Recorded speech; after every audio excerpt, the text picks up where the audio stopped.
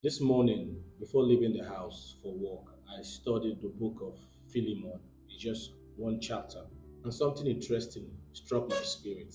Now, this story is very amazing because most times when we teach with this story, we tell people to either behave like Onesimus or like Philemon. We also saw Paul in this story displaying the character of Christ. Now, this video is not to encourage slavery or anything, all right? In fact, in this video, we can see that Apostle Paul encouraged Philemon to not just receive this guy as a servant, but receive Onesimus back as part of the faith as a brethren. So we saw Paul down talking slavery here. But on the side of Paul, Paul taught us a massive lesson. And that lesson is no matter how you are enjoying anything that doesn't belong to you, it is not for you. Return it back to the rightful owner. This is a big message to all of us in any capacity. If you are a pastor and you have members that are submitting to you, especially if they are married more than their partners, it is your duty to return that submission back to their partners. If you are a pastor and you have members submitting to you more than their parents, it is your duty to return that submission back to their parents. If you are a Christian working in any organization and you are enjoying benefits that is illegal, that is not supposed to be for you, it is your duty as a Christian to return back that benefit that is not for you to the rightful owner. Because you see, one thing about enjoying and holding on to what does it belong to you, the person it belongs to will be suffering because they will lack what you are enjoying. So Paul taught us a massive lesson here.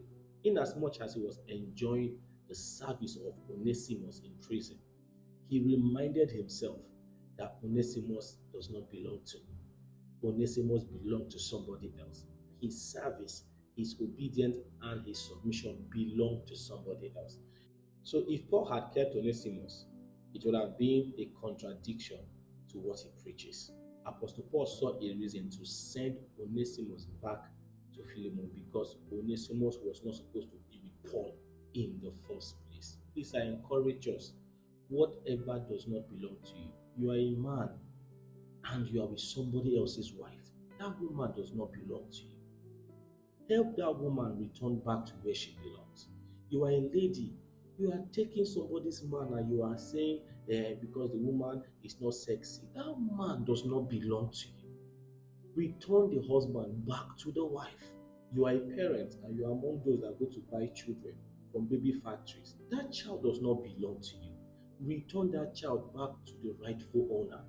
You are a thief and you steal people's money. Even if you bring a tithe of it to the church, even if the man of God there is unaware of where you got that money from and he celebrates you and pray for you, it doesn't make your actions righteous.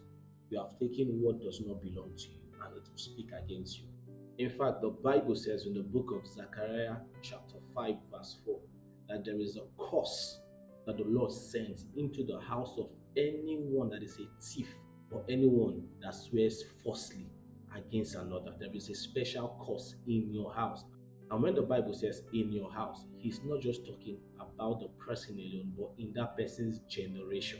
That's what it means by saying in your house. So if you want God to truly open his doors of favor upon your life, one of the things you must do is to ensure that whatever does not belong to you is returned to the rightful owner. Because as long as that thing is with you, the rightful owner will suffer deficiency in their lives. So learn from Paul today.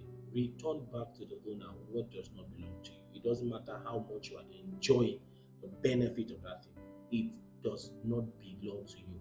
Return it back to the rightful owner today as a Christian.